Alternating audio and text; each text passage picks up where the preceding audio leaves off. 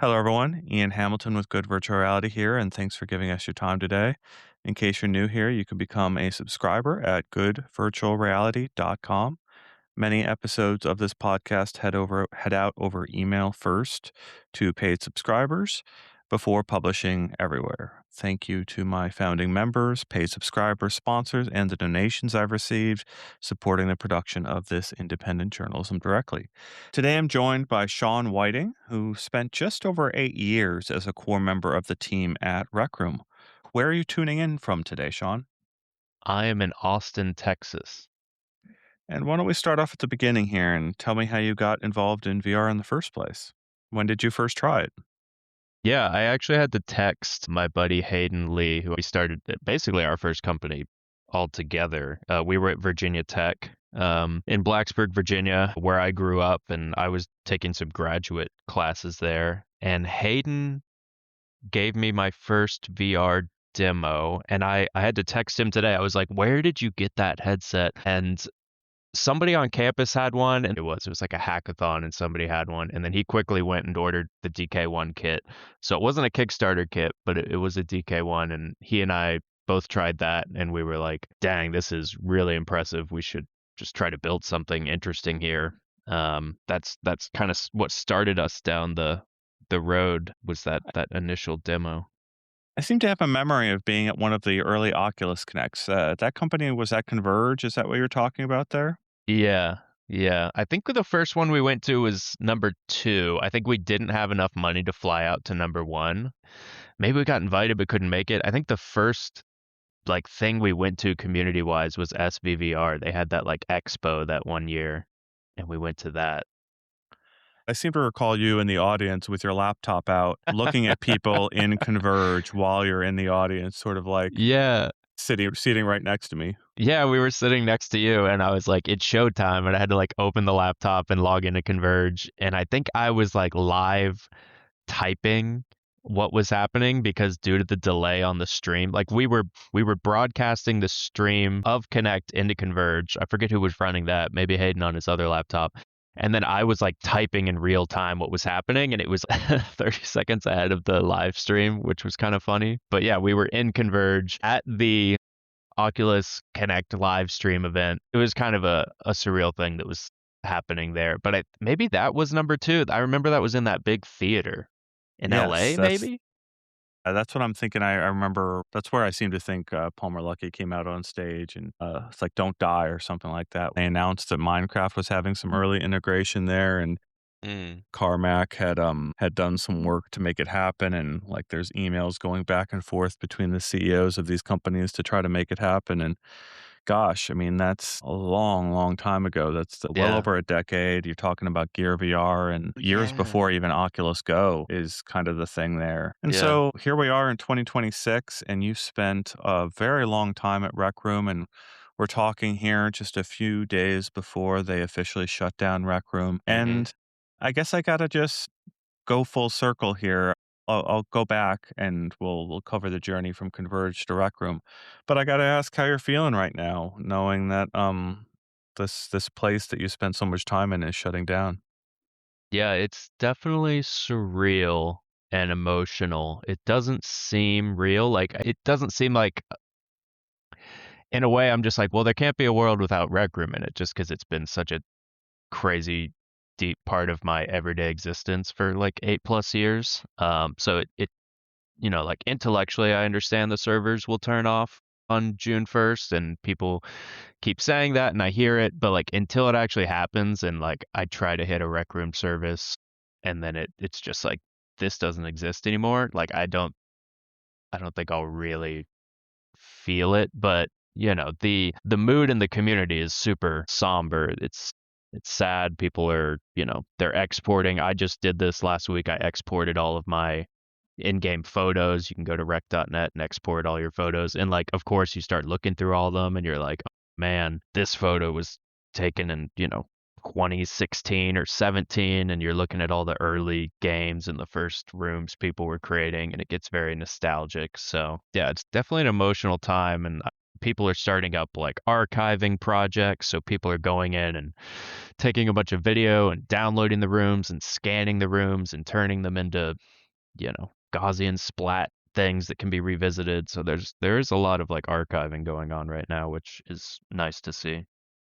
Yeah, and it seems like Rec Room made a good effort there to help with the overall archiving the export more so than even Horizon Worlds. And it almost feels like Rec Room's shutdown here was almost overshadowed a little bit by Horizon Worlds sort of Mm. in parallel saying that they're shutting the doors to VR. And I suppose I could ask you, feel free to say you'd rather not comment on this, but do you think Hmm. there's a future for Horizon Worlds on flat screens? Because they seem to be doubling down on that idea.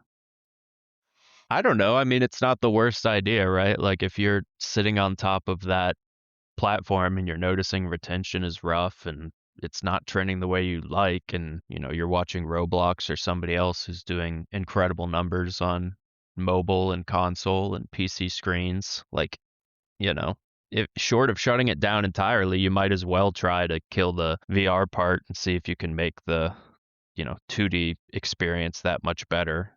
So I understand strategically why they would do it. It makes sense. I had Jesse Shell on here a little while ago, and he was talking about doing Among Us for both flat screen and VR, and they were quite surprised to have difficulty with readapting sort of the VR version to flat screens. Like they didn't see the kind of adoption that they expected. They're like, the comment from Jesse Shell was something like, "Oh well, I mean, there's so many more people on flat. We should be able to get a much larger numbers on there." And he said that didn't turn out to be true.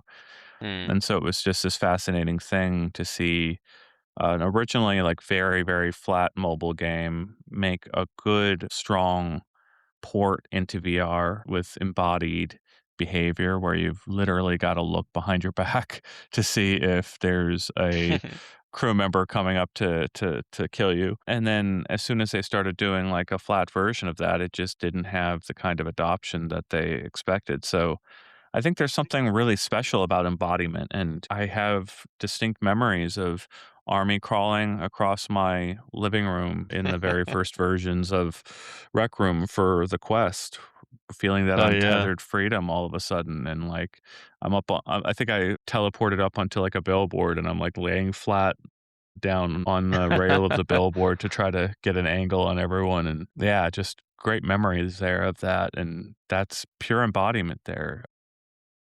So, Yeah. like, to strip embodiment back out of the experience, I feel like it probably loses a lot of the reason people sought the thing in the first place. So, I guess we'll see how that works out for Horizon Worlds. I get what you're saying strategically, but I also seem to think it's just a matter of time before that too also has to go away. But we'll see, I Yeah. guess. I mean, And in the Jesse Shell case, you're talking about they made Among Us VR and then they tried to make Among Us VR for flat screens, essentially. basically, yeah, they Okay. changed the name to Among Us 3D and did a flat version of Among Us VR. Well, I see. Okay. And they just Yeah. didn't see the same kind of adoption there. So it's out there and you can do full crossplay from like Steam version on flat to VR, which is kind of the pitch there, right? But like Yeah. I guess it hasn't picked up.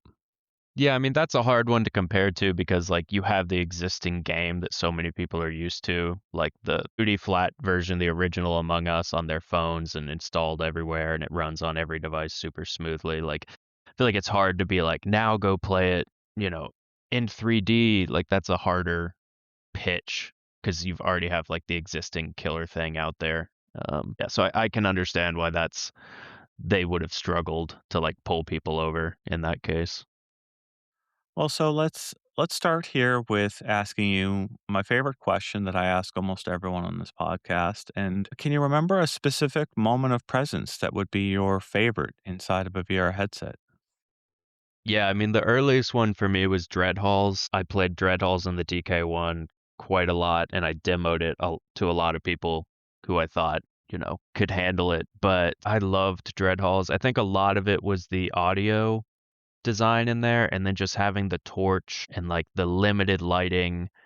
Hayden and I quickly discovered that like low light or almost no light in that case, just the torch, really helped with presence because you lose sense of like where the limit of the headset is, like on the peripheral. Like if the whole screen is light up, you're in a super bright scene, you can like almost look over on the DK1 and see like the edge of the screen, right? Like it becomes very clear. If you're in a very dark scene, especially something as dark as Dreadhalls, you almost get like full immersion. Like the FOV goes up to like 180, right? Because you can't tell where the edge is. The panel's not lit at all.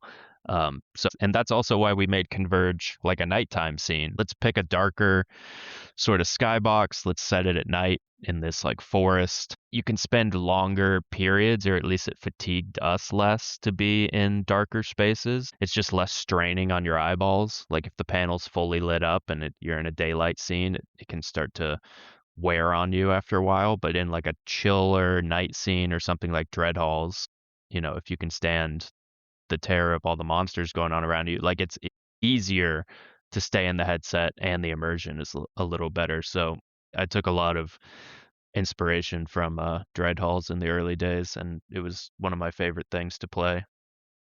That's gonna be a really insightful design tip that I'm gonna be thinking about a long time. I hadn't really considered that Mm. relationship between the borders of the headset, the sort of goggle being black, and then, uh, Yeah, yeah, that's really good. it still works. Like some of the scenes in Half-Life Alyx where it's darker, like the one with Jeff and those sorts of things, you get way more into it when it's darker like that, in my opinion, for that reason. Fantastic. Alright, so tell me about how you went from Converge to Rec Room, or did you do anything in between there, and how did you end up at Rec Room? Yeah. Yeah, so we worked on Converge for like 2.5, 3 years. We went through Y Combinator and they gave us some money, and then eventually we decided, we were such noobs. We barely knew what we were doing. We were like, okay, let's go, you know, take these other opportunities that Converge gave us. And Hayden went to big screen and I went to Pluto VR, who was working on a sort of like Skype of VR shared presence, like purely focusing on the avatars and the communication experience and all that infrastructure. And I was at Pluto for maybe like a year and a half. I liked the team. Everyone there was great. The work was pretty fun, but there wasn't really a community element for me. And I really enjoy working with community, building community. So I saw what Rec Room was doing, and I'd had a meeting with Cam Brown, who was one of the co-founders. I think he had seen what I did with Converge because we got some sort of article in GeekWire, which is one of like the Seattle tech publications when we moved there. And Cam was like, "I've got this group of people, and we all just left Microsoft, and we're considering doing this kind of like sports and VR thing, very social VR inspired type thing. I saw that you did that. What do you think of it?" And I'm like, "Yeah, you should do it. Sounds fun." He's basically pitching me on early Rec Room. And then a few months later, after I saw what they had built, I was like, "Dang, that looks really good. Rec Room seems like solid." I I left Pluto and I was kind of searching for the next thing, and I was considering starting my own company again. And then I met with Nick, the CEO at Rec Room, and we had a great chat. And I was like, these guys seem smart. I feel like I could learn from them, and the product seems really cool. So I joined Rec Room, and that would have been in like early 2017. Um, Early yeah. 2017. So, yeah, over 8 years there before you depart, and there's gotta be a lot. I don't know how you can unpack 8 years, but do your best here and tell me what it was sort of like to see. There was massive funding rounds there, right? They got a lot of Yeah. funding for a while there. So, like, what's it like to be at a very small company with just a little bit of funding and these very sort of experienced founders, and then a company that's funded to that degree? And yeah, walk me through it if you can, as much as you can, this journey. Sure. I mean, to set the stage, I wouldn't say any of the founders were experienced in like their work in gaming. I don't think almost any of them had started their own company before. Like they were all at Microsoft or other gaming studios. So in a way, Rec Room was the first like more serious startup for I think most of the people there. Um, so just to give that perspective to it. But yeah, I mean, in the early days when I joined, it was VR only, right? Like we're only on Steam VR and Oculus. It's weird to travel back in time for this because a lot of the people I talk to now, they know Rec Room is like this big UGC ecosystem, and I have to explain to them in the beginning it was like a dorm room, the rec center, and like 5 games. And they're like, sure, but like, where's all the other stuff? And I'm like, there's nothing else. It's like avatars, voice chat, 5 games, Like a rec center. paintball, dodgeball, the quest for the golden trophy. Were those Yeah, the some of the first ones? for sure. Charades, I think, was pretty early too. And then, yeah, Jumbotron probably would have been next. And then, oh, I guess we had, there was paddleball as well, where you're just like essentially in like a tube playing against other people with walls. Paddleball was one of the very first things in there, I think. Disc golf. Disc golf was pretty early. But yeah, I get, I take calls with a lot of people who want to like try to deconstruct how to build a UGC ecosystem. And a lot of the people I'm on the call with are trying to build it from scratch, like starting with just the tools. And, they're like, oh, we're going to get the creators to build all this cool stuff and it's going to bring everyone in. And, you know, I think occasionally that can work. Like I think for VR chat, they lasted long enough to pull that off, but I think a lot of the time it can be very difficult to just have a tool set and then be able to last long enough, like persist long enough until the creation tools get good enough that people are making compelling enough games that people want to stick around. So I think like High Fidelity might have suffered from that a little bit, or Sansar, these sorts of things where like there might not be a core kind of like set of games there yet or a reason to stick around, and then you're just like Uh, praying to God someone can make something good enough to keep people there. Because like, the Rec Room player created rooms or UGC rooms were not anything that people would have necessarily stuck around for probably the first year or two. Like without people being able to fall back on paintball or the new Rec Room games we were publishing, I don't think we would have gotten into the like where the Rec Room ecosystem got. So I always have to go back and remind people who like didn't play Rec Room early on that there was no UGC plan here. There was, the earliest chats I had with Nick and Cam and then the early team, like there was very little to no concept of like this is going to build out into a big UGC universe. We want everyone creating their own paintball, blah, blah, blah. It was just kind of like, we're just going to keep publishing these great experiences. And we hope that we can grow the social network of people playing and making friends. The games are just a social icebreaker mechanism for people to make more friends. We release a new game. They tell more people to come in. Because, like, the early hype around Rec Room and VR was like, this is the next social platform, right? Like that's why probably Zuck got interested and bought Oculus. Like everyone was like, social presence is a game changer. You're gonna fucking throw your phone away. Everyone's gonna be in a headset or a pair of glasses. So that was really the early vision for Rec Room was just we're gonna be the best place to hang out with your friends and play first party games that we're publishing.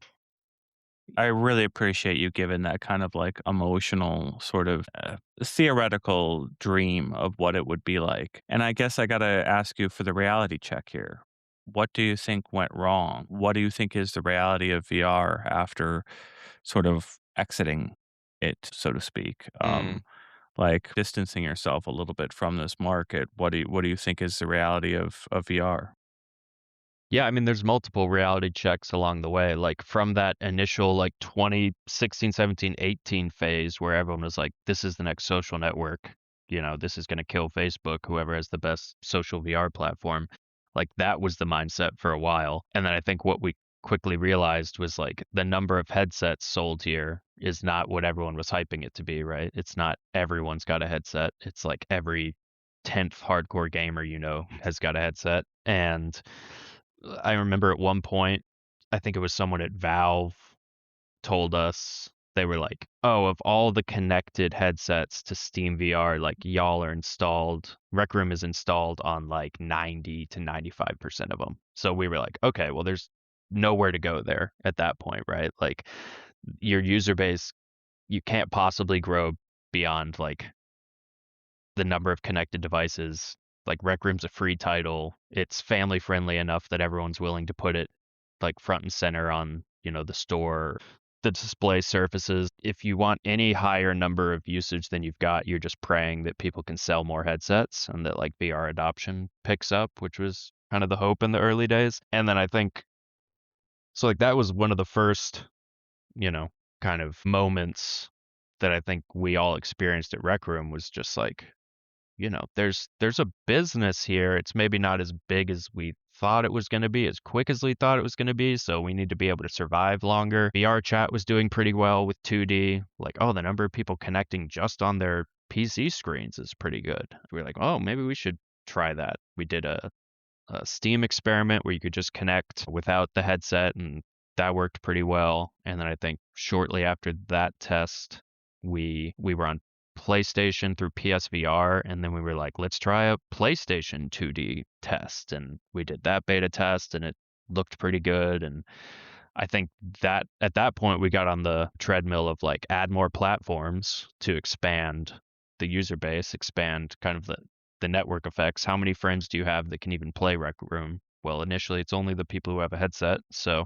if you expand it out to people who have a headset or people who have a laptop or desktop that can run Steam, that's quite a bit more. And then if you say it's everyone who has, a headset or a PC or a PlayStation, because you can play on PSVR or 2D, that's quite a lot bigger. And then eventually we start adding, you know, mobile devices, iOS, the phones and the iPads, and then we had Xbox, and then we had Android. We found growth, or we went looking for that growth because like the number of VR headsets didn't expand as quickly as we thought. So I would say I think that's kind of like a revelation most VR companies had to come to, right? Like in the early hype days, everyone's like, there's gonna be hundreds of millions of these. Everyone's gonna have a headset. And, some people truly believed that. And then, a few years in, when you don't see the headset sales going quite as crazy as people were projecting, you have to find some way to, shift the business to stay alive. It really feels like you described the larger technology ecosystem period. There was a period there around, I don't know, 2019, 2018-ish, when VirtuaLink was this connector that was just going to give you a single USB-C port on the back of a graphics card, and you could plug that directly into a VR headset, and you'd have a great VR experience. You'd supply power, you'd supply display, you'd control, do everything through that single USB-C port. Mm. And still today, the graphics card that I'm flying with at home is the is it RTX 2080? That the NVIDIA graphics card that actually has one of those ports on it, which I've never used explicitly for like a VR headset. I've used for some fun things that I can do with it. It's an extra nice display connector there, but it doesn't do this thing that we expected.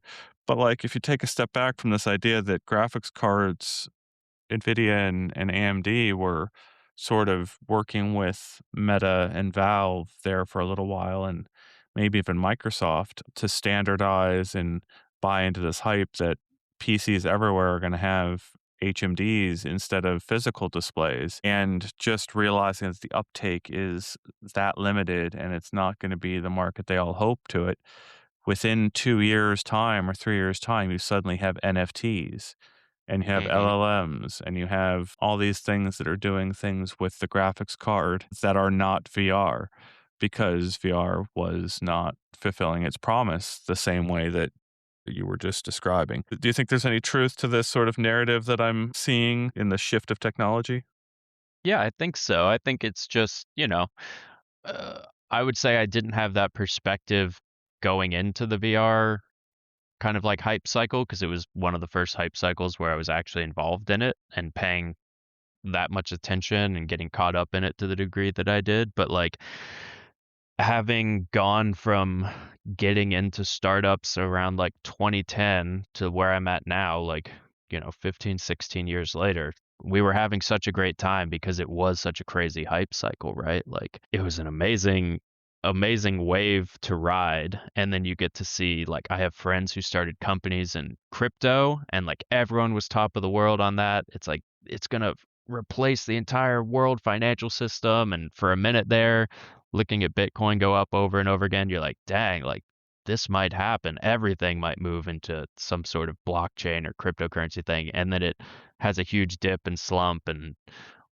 you watch it go through like a winter cycle, and you're like, oh, okay, it's not going to be quite as crazy as we thought. And then you see that with, you know, just thing after thing after thing. And like, obviously, AI is the big one right now. And it's like, when does that come back to earth, or what does that look like? Who knows? But I think you only have to witness a few examples until your brain starts to pattern match and you're like, oh, we're in a hype cycle. This is just another one of those things. So I think that port you're describing is like somebody talked NVIDIA into like, hey, VR is the future. Obviously, there's going to be hundreds of millions of headsets out there. They're all going to need this standard. You should include it in this card. And they're like, okay, maybe we'll try it. And then, the next iterations of that card probably don't have it because they're like, okay, well, almost nobody was using this thing according to our analytics.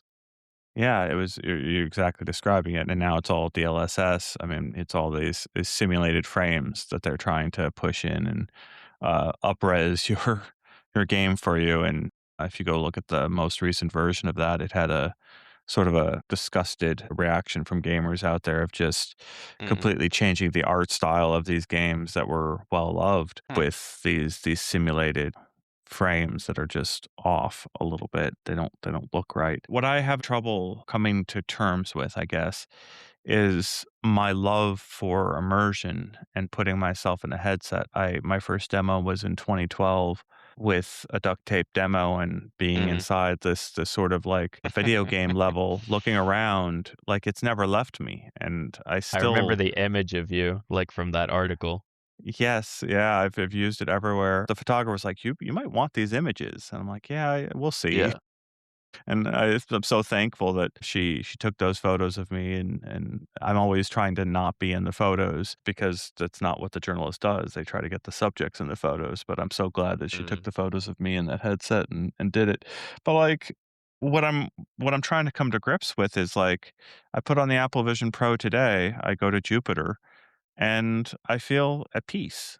I feel Mm-hmm. focused and I've got complete control of my space, my sound, and I can start bringing whatever I want into that. And I'm seeing, I don't know that that ever, my love for that focusing effect that I get, that instant escape to another place ever is going to go away. I don't know how to match up my love for that with the reality of this limited market that everyone is having.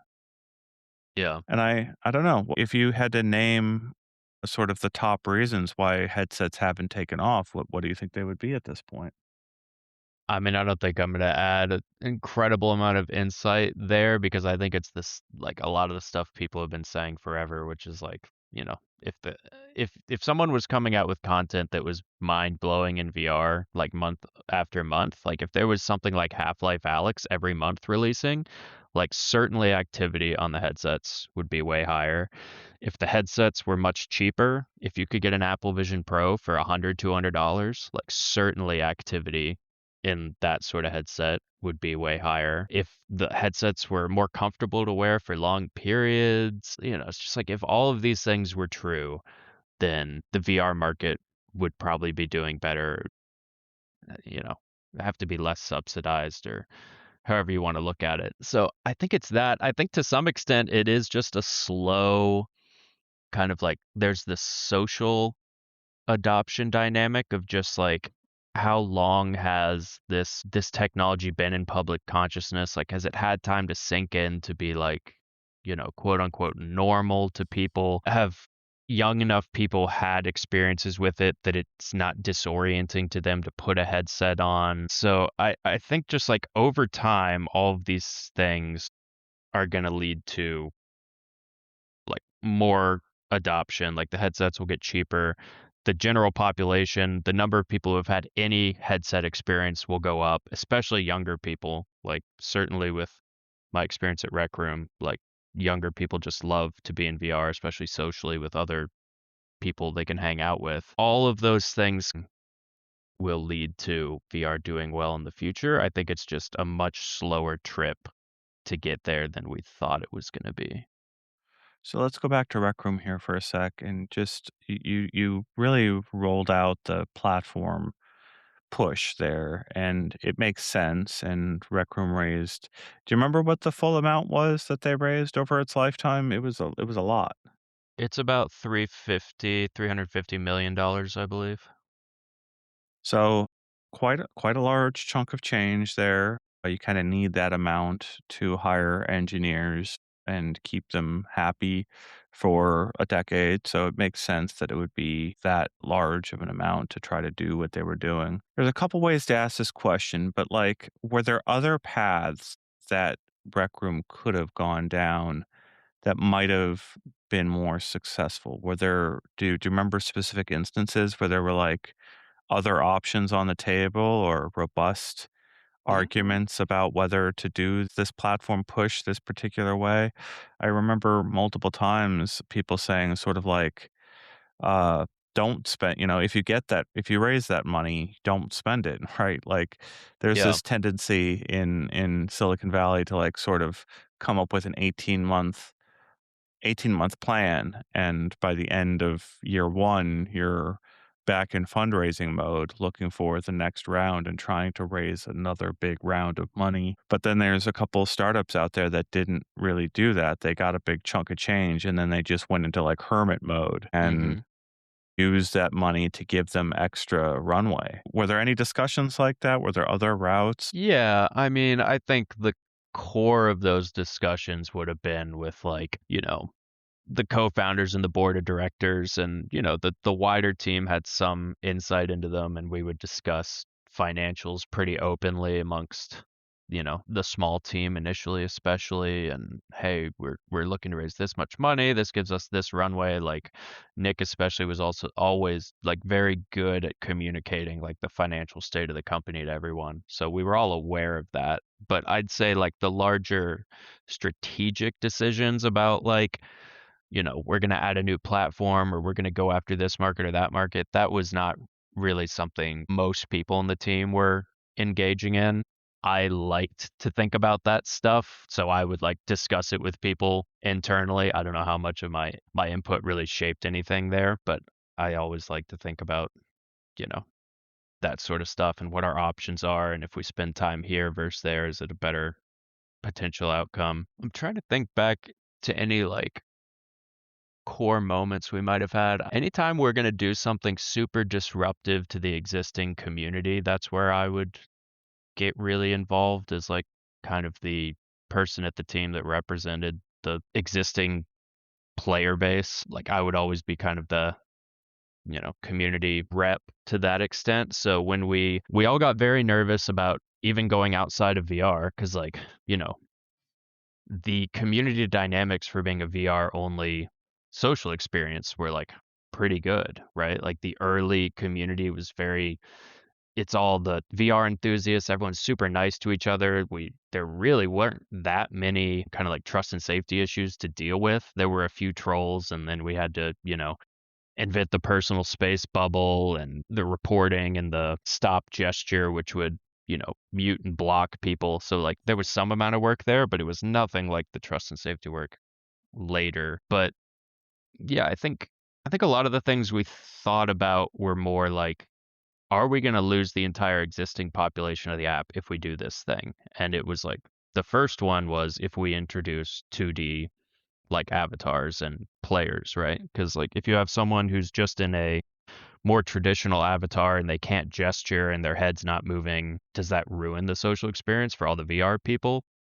We thought that was kind of risky. We ended up doing it. We improved the avatars and their idle animations and all that stuff so that it wasn't as jarring as it was, initially. Like that got better over time. And, I think we proved that the benefits were greater having more friends than just VR people. We did have like VR specific rooms, and we gave creators the option to do that for quite a while because some people were super hardcore, just like, I only want to interact with other VR players in Rec Room. And we were like, fair enough. That's how it started. So if you want to play paintball VR only, like that is still a room, but the queue times and a lot of things are going to be better about the room that includes all the different platforms. Like you'll be able to play with your friends across all the different platforms in the other one. So that was kind of an interesting moment. And then the whole spread to UGC, like allowing people to drop stuff in the rooms, save the rooms, all that. That was like kind of a huge strategic moment for the company where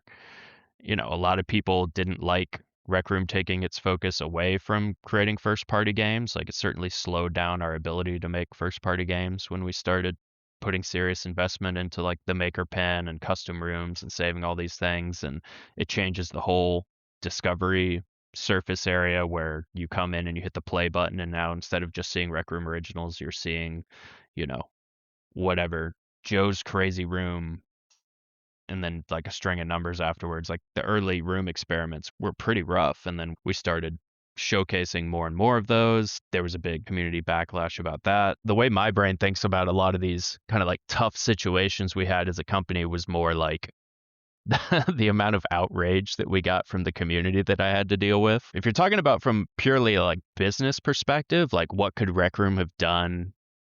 How many paths did Rec Room have? Like, tons of them. There's a path where Rec Room stayed a VR app, and we raised $100 million and only had 15 people, and we could have operated that until we all died of old age, right? Like that's a path Rec Room could have taken. It probably wouldn't have been a particularly profitable path. Like maybe you could have gotten that to profitability or sustainability. But like, there's so many different paths Rec Room could have taken. But I think when you're raising money from, the sorts of investors, VCs, angel investors, these sorts of people that we raise money from, like they're not giving you the money to start like a lifestyle business in our case. They're not like, this will be a great job for y'all and you'll operate it for 40 years and everyone will have a great time and, make a salary off it. They want to return, 10, 50, 100x their investment in the next, this thing's going to kill Facebook because, all the social VR stuff is going to take over and nobody's going to want to interact with their friends in 2D anymore. That's like one of the craziest hypothesis from the early days would be something like that. You could have tried to pitch that. And then I think as we realized a number of headsets, like I said earlier, wasn't growing as quickly as we thought. We're installed on most of them. It's a free game. And we weren't even charging for anything at that point. We were just operating off of the money we raised. In order to keep that going, you either need to start monetizing that initial user base, like to the point where you can break even, or you need to grow the user base and keep raising more money off of like the growth you're seeing. So I think we clearly went in the grow the user base route.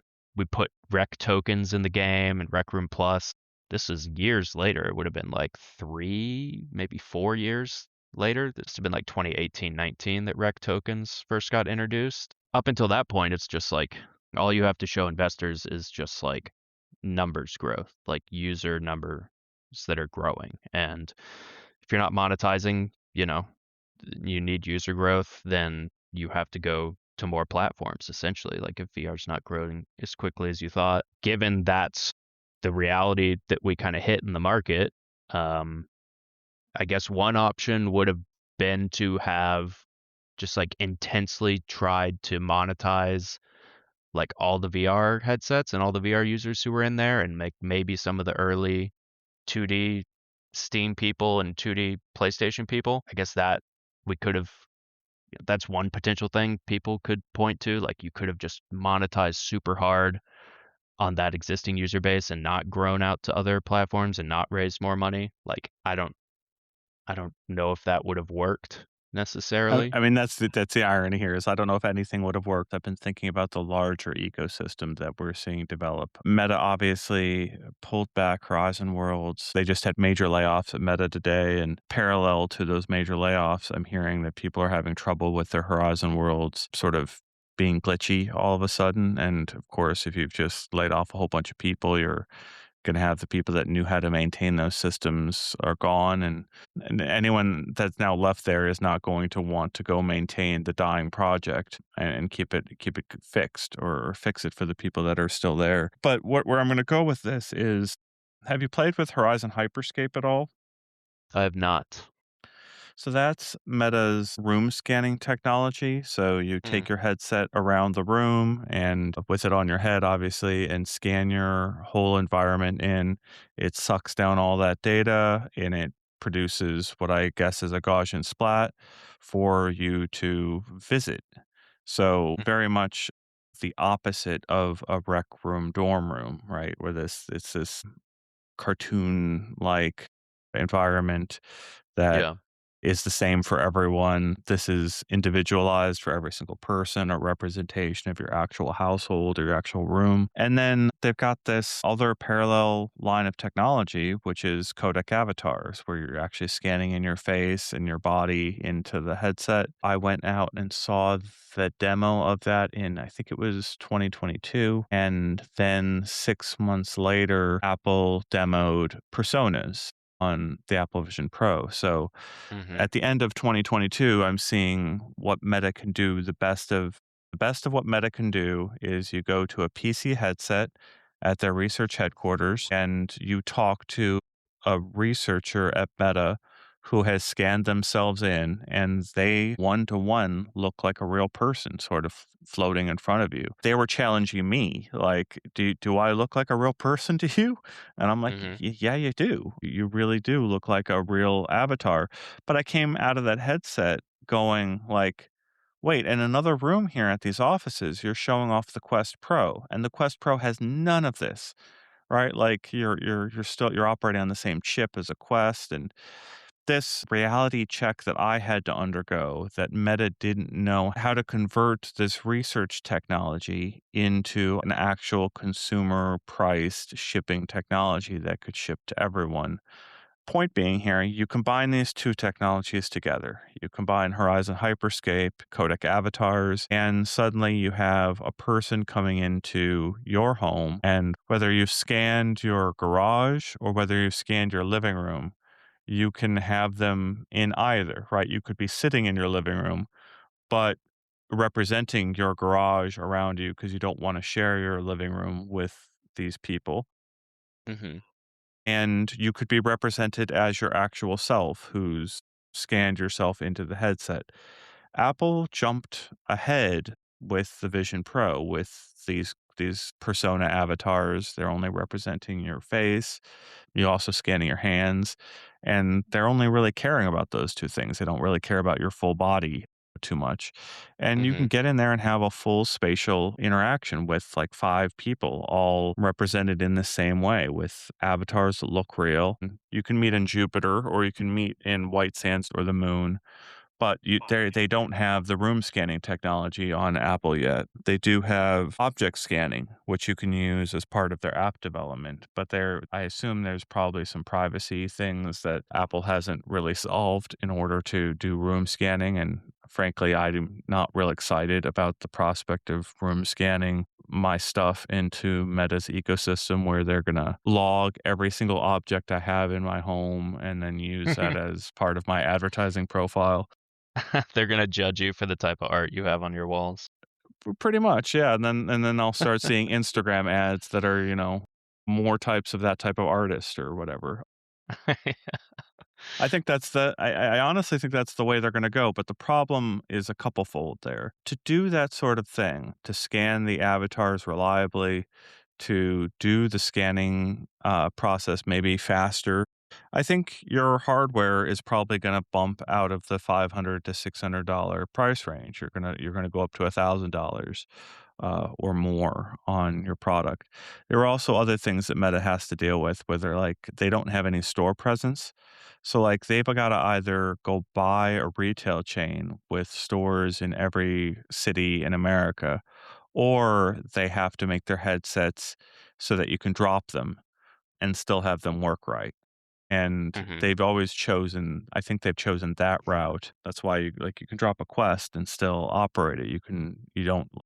You don't smash the glass on the outside of it, and you don't smash the cameras that are necessary to do the face scanning or to scan your body in. And they don't have any kind of repair infrastructure for getting those done. Apple does. Yeah, I'm here in New York, the only place in the world that has a 24-hour Apple store. I could run it down there at almost any hour and get it looked at, and Meta has to figure out how to do this without those things being true. So, where I'm going with all this is it seems like photorealistic avatars, photorealistic environments could or should be the foundation of a true social network in VR. If you can both represent yourself as yourself and switch to the cartoon Rec Room avatars for more anonymity, then you get the best of both worlds, right? Like, let's go into a space where I'm completely a fantastical creature or a simple pillbox type avatar, or let's represent myself as myself. Then I've got all options available in front of me. And then the same thing with the environments, right? Like, let's go to the moon to meet, or let's show you around my home. Would you like to look around my home? And I'm taking you from the kitchen to the living room. And even though you're not here, Sean, you can actually go and I can show you off the house as it is, hopefully on the day I scanned it, right? Like, it's not the messy version of the house. Yeah. Anyways, I think combined what I'm saying here with some of the things I've heard from like Andrew Icke, the head of Alchemy Labs, and he was sort of hinting or suggesting that he thinks the 2040s is more like the scale that we're on for a billion users to be in VR headsets. I don't know if it's quite that far out, but it does feel like we're talking 2030s territory here, where Mhm. the headsets get small enough and they also pack in enough of this technology that I'm describing to give you everything from Rec Room to hyper real avatars and hyper real environments and Mhm. the ability to do everything in between. What do you think of that vision?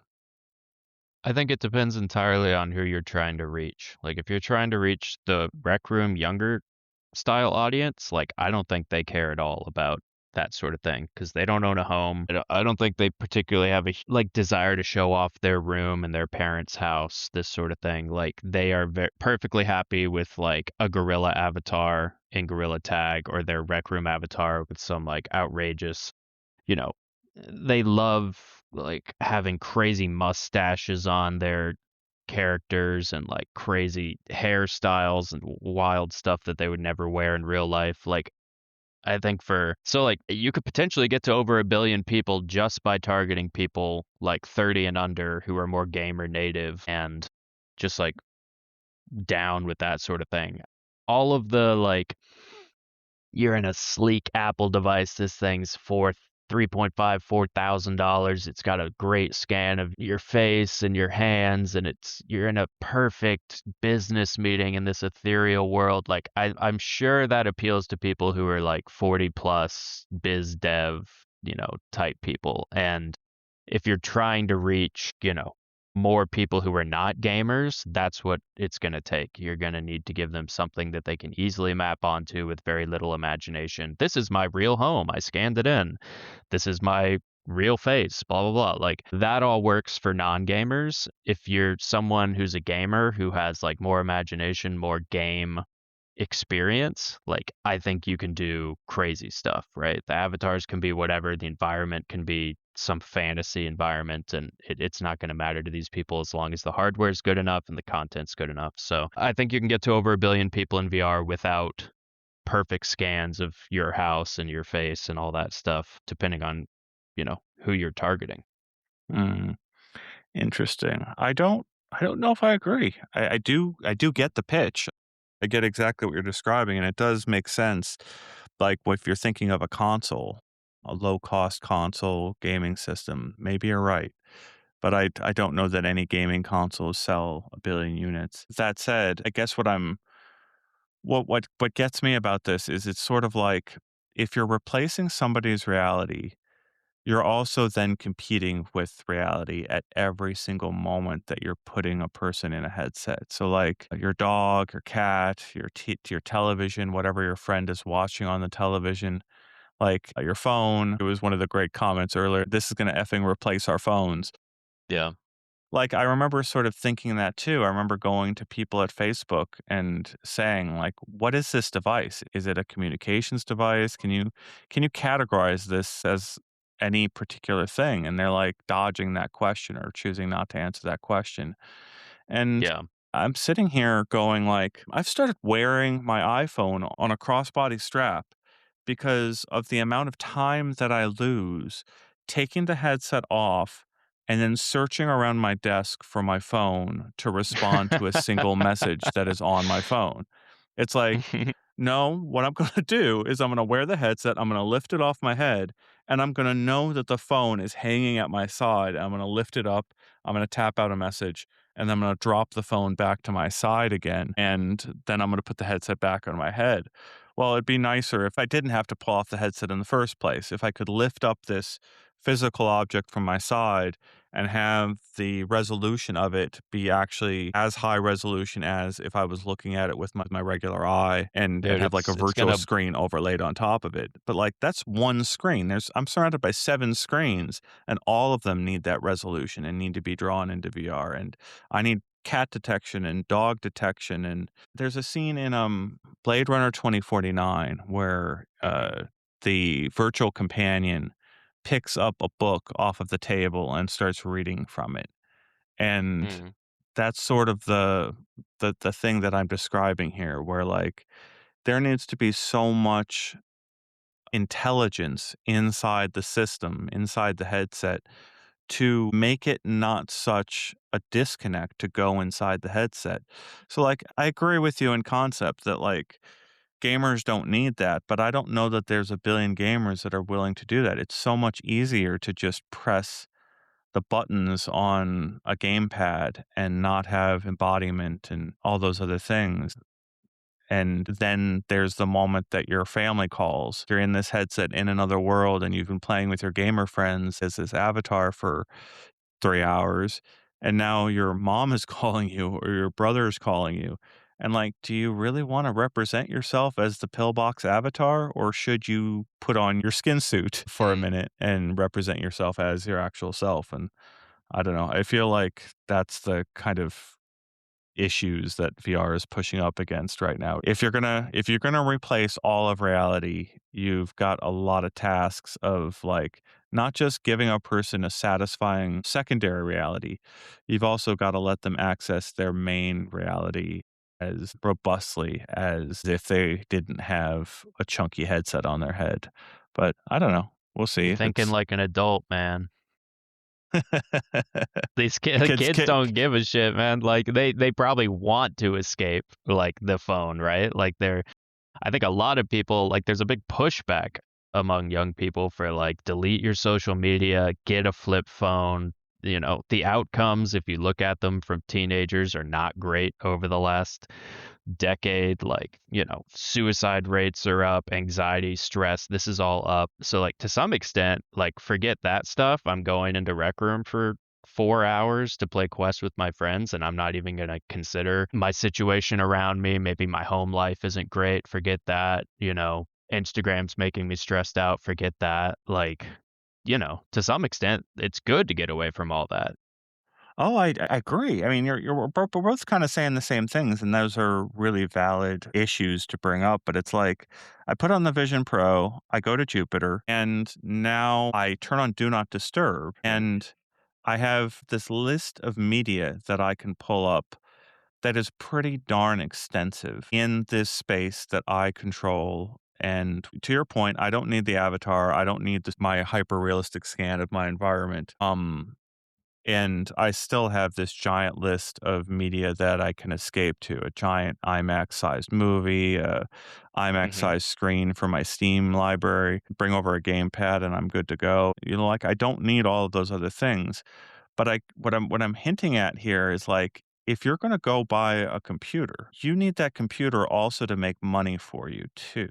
Like, it can't just be the escape device. If it is the escape device, you're competing with the device that makes you money. If you've gotta go use 2 different devices, one for work and one for your escape, the one for work is gonna win out when you need to make your rent check. Like, you're gonna go use that one. And so, like, it just feels like some of the professional features or the pro things that you need to be there even though you don't access them 80 or 90% of the time. But you're right. I am thinking Yeah. like an adult here. And I guess let's talk about the Rec Room community. How are you feeling about the Rec Room community and their loss? Is it your loss Yeah. as well? And tell me how you're feeling about that. I mean, it's definitely more of a loss for them, like, especially our creators, the top creators who were making a living off of Rec Room. Like, imagine you're making hundreds of thousands of dollars a year off Rec Room, like some people were, and then you get the news that the thing's shutting down. Like, that's, like, world shattering for you, right? You're like, "Fuck, I have to pack all my rooms up and now bring them over to, VR chat or some other platform and try to establish myself there." Like, it's never gonna be the same because you had all your following, your, like, subscribers in game and Rec Room, and how many of them are gonna move over with you, and if you publish it to Steam as its own thing, you're gonna have to go learn a new suite of tools to do that, and it's not gonna be on as many devices as Rec Room was. So, like, I feel the worst, especially from my point of view, because I spent a lot of time convincing creators to build stuff in Rec Room and like, hey, this is a platform. You can make a lot of money here. The creative tools are good. The community's great. And to some extent, like even with it going away, like there's a lot of creators I've talked to that were in like middle school, high school, and they've gotten into like amazing game design programs or they got into a great college. One creator I'm thinking of in particular got into this really good immersive program based almost entirely off of her Rec Room portfolio. Like, here's all these experiences I designed in Rec Room that have millions of players in them, which is like not something a lot of people are going to go into college with. Like, I've designed games that have shipped on every major gaming device, like every console, iOS, Android, Switch. Like my game was on all of those and I got tens of millions of players on it and I made enough money to cover my school. Like that's a pretty incredible story for the people who it worked out for. But, there's a lot of people who, maybe aren't at the point of going to college yet and didn't get to use all of that yet as a portfolio and they were just building up to the point where they were going to make a lot of money off Rec Room or whatever and it it's definitely sucks for them. And then I think the people who built up a big social network on Rec Room and they're like, "Hey, this is where I hang out with all my friends." I do think there's some resilience there because a lot of those Rec Room social networks and big groups of friends and clubs, like they all have a Discord server and they all play other games together anyway. Like when another game comes out, you'll see them less in Rec Room for that week or two while they play through that game, and then they all come back because Rec Room's kind of where they met. They're like social hub. It is sad that those communities and those friend groups won't have Rec Room to hang out in, but I'm confident they'll all be in a Discord together. Like those friendships will live on, which feels good. They'll all play other games and Rec Room will be this nice nostalgic thing they look back on. But it feels more harsh for the creators who spent years learning these tools. I built out this suite of rooms. I was hiring people to maintain them. I was taking on contracts to build rooms for other people and businesses that wanted to be in Rec Room. It feels worse for them. Like they've learned a harsh lesson in like platform dynamics where it's like you thought this thing was super solid and now it's going away suddenly. I feel the worst for them. Couple questions I didn't ask earlier that I need to ask before we close out here. What was your title and what did you do at Rec Room? Oh man, everything. My initial title was community designer. So that was when I first joined. My mandate was kind of like, you know, interface with all of the issues the community is having and then tackle this kind of like all of these design problems we have that deal with like how people are interacting with each other. What do the chat systems look like? What does the party system look like? What do clubs look like? What do the gestures look like? What does the trust and safety infrastructure look like? A lot of time in the beginning was spent on trust and safety because there were incidents where people were being harassed in Rec Room and, the tools were there, but maybe they weren't as accessible as we would like. So we spent a lot of time polishing up stuff like, the stop gesture, which automatically blocks and reports someone, all of the reporting infrastructure on our end, like our admin site, where we would go look at all the reports. An engineer and I created something we called like a trust score. So that's like how accurate are players' reporting incidents to us that we take action on, because there are players that will just report other people maliciously just for no reason. They'll report someone to get back at them for winning a paintball game or whatever, and then other people report them, and then you have to be like, who's accurate here? And so we develop a trust score for that. A lot of the COPPA compliance stuff early on, we had a lot of people who were playing the game that were not 13 and above, and we had to ban all those accounts. And we were like, man, it sucks to have to. A lot of the people who were playing, maybe they're 12 years old and 9 months, and they're like, I'm going to be 13 soon. Please don't ban me. I'm like, sorry, your account's gone. Like, we can't have the COPPA violations here. So we had to become COPPA compliant. So that was junior accounts. That took quite a lot of effort to get all that set up.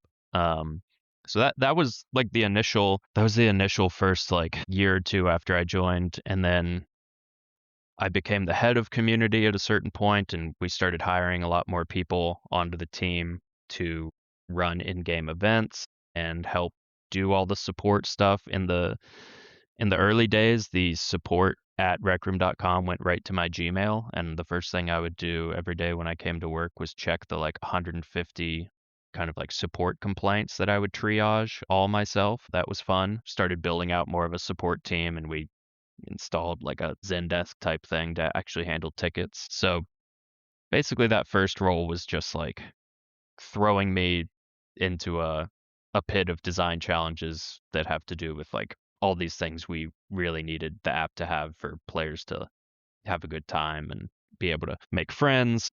I remember one of my favorite things I designed was called the cheer system. So like I was like, man, we have a lot of negative reinforcement systems here where it's like we will time you out or ban you if we see bad behavior from you against the code of conduct, but there's not really much positive reinforcement. Started adding these like titles you could unlock and these icons next to your name plate above your avatar that you could unlock if you were being cheersed by enough people for being helpful or being creative or being a good sport in the game. So people started desiring, those markers for their nameplate and in their profile.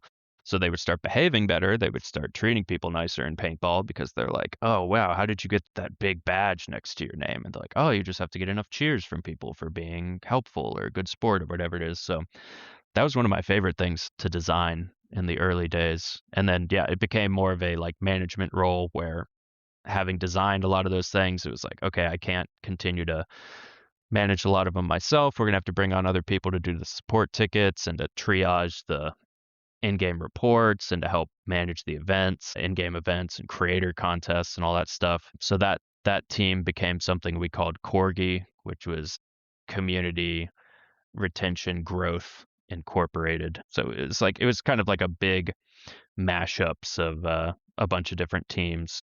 And I led that for a while. And then once we started shipping on console, iOS, Android, and those sorts of things, I moved into doing more of our like marketing and user acquisition stuff.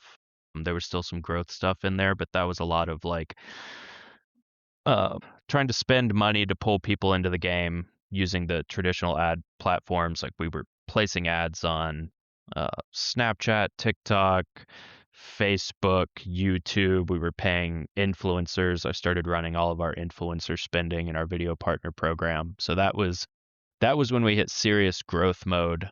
I kind of got tasked by Nick to run that sort of stuff and spin up all the initial systems there, which was really fun. Quite an interesting world, that sort of like user acquisition funnels and growth stuff. And then once we got past that, I think we started focusing a lot more on creators and room quality. And then I got tasked with kind of being our head of creators and making sure our communication systems with creators were good. It's kind of like half DevRel, half incentive systems and events and feedback systems and these sorts of things with the top creators. So that's what I spent like the last 3 years at Rec Room doing.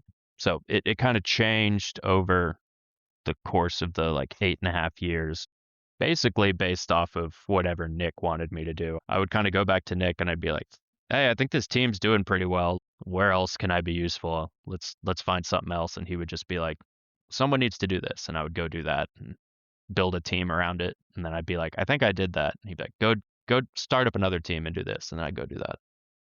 So, good companion question. One of the last questions here for the podcast is when did you sort of know that Rec Room was in trouble? And was there a specific moment or was it sort of a slow brewing thing? Yeah, I feel like it was slower creeping thing where it was such a wild ride to put it in context. Cause like when I joined, Rec Room is like one of the top beloved VR titles, but that's not really on many people's radar unless you're a huge VR nut. Like I would go out and tell people I work at Rec Room, and unless you've got a headset, you have no idea what I'm talking about. So, 2016, 17, 18, probably 19, like very few people really know what Rec Room is, so it's not that big of a deal.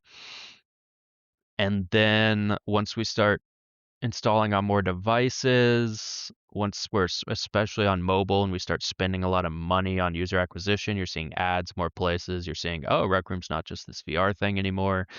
It's this wider platform. You can create anything, you can make money on it. I think then it starts to get more interesting to people. And then the whole metaverse wave, of course, hits, and then COVID hits. And then that's kind of like we're at the peak of the mountain at that point. It's like, holy shit, everyone's out of school, everyone's in Rec Room. Our numbers have done like, a 10 to 15x. This is when we can start raising tons of money. Facebook has renamed itself to Meta. They're starting a similar thing to Rec Room. They're going head on with us, which is like pretty good validation for us. Roblox has an IPO. They're worth $100 billion. So like that like 2021, 2022 time frame is just like we're at the top of the world. Like Rec Room's worth $3.5 billion. We've hired up to like 250, 300 people. And then I think it's like a slow decline, maybe from like 2023 onward, because like you raise all that money, start spending a lot of it to pull new people in, you're trying to get retention up, you're trying to get average revenue per user up, you're trying to get all these metrics up, trying to grow the community, grow the quality of the creation tools, grow the quality of the games people are making. You want more people supporting themselves off Rec Room. These are all good goals, but the expectations are super high because the VCs gave you all that money in the hopes that you would be competing with Horizon Worlds or whatever your metaverse, Fortnite creative, whatever your metaverse of choice is. Like the reason they're giving you $150 million in one round is to go after that opportunity, an opportunity of that size. If the pitch for those people was, hey, we're just going to stay this like chill app where you can make friends and we're going to take it slow, we're not going to grow that quick, we're not going to grow the team that quick, sure, you've raised $10 million instead of 150 million and you can do that. But I think when you see Roblox having a crazy moment, and when you see your user numbers pop off in an insane way due to COVID, and you see Facebook or Meta changing their name, and you see Zuck going all in on a 10-year vision for how they want to own the metaverse, and they're creating a thing that looks exactly like Rec Room, like I think you see it's like now or never, right? Like, oh shit, they're coming for us. This opportunity, if you want to become one of the big players in this space and you're already behind like something like Fortnite or Roblox, your options are admit that you're never going to be that big and raise way less money and just try to be like sustainable with a small team, or you really go after it, which is of course what the people who have already given you money are going to want because the returns are way bigger if you go after it and then, someone buys you or you IPO or whatever. I think we found ourselves in the situation where we were like, you know, we should go after it. And we did. And COVID was an anomaly. When every young person is out of school, it's going to be tough to compete with that. So I think we probably saw like a flattening out or a slight dip after COVID, and then you're trying to regain those numbers, and it's tough. So yeah, I feel like 2023 onward, you're like coming out of that incredible just like cycle we were in where the metaverse was everything and everyone was going crazy over it. And yeah, so I would say maybe like 2023 is where you could argue it starts to get tough, but we've still got a lot of money in the bank at that point. And I don't think it's until 2025 and like the initial round of layoffs that most people would have said like, you know, something looks rough here. So I would say that's probably roughly the timeline. Interesting. Thank you so much for the time, Sean. Is there anything else you want people to know about what you're working on now or your time at Rec Room? Man, I don't know. I could talk for hours about all my Rec Room experiences. I guess if anyone's hearing this and we're in touch in the past and we've fallen out of touch, feel free to reach out to me. I always like to reconnect with other VR OG people that I haven't seen in years and years. So if that's somebody who's listening, reach out. I'm on, LinkedIn and Twitter and Instagram and all those places. I haven't really announced what I'm working on next. I've got a few things I'm working on. I don't think any of them are quite at the stage where I'd want to talk about them publicly, but if anyone's super interested and wants to chat with me about it, also feel free to reach out. Awesome. Thank you so much for the time, Sean, and we'll talk to you in the future. All right, thanks for having me on.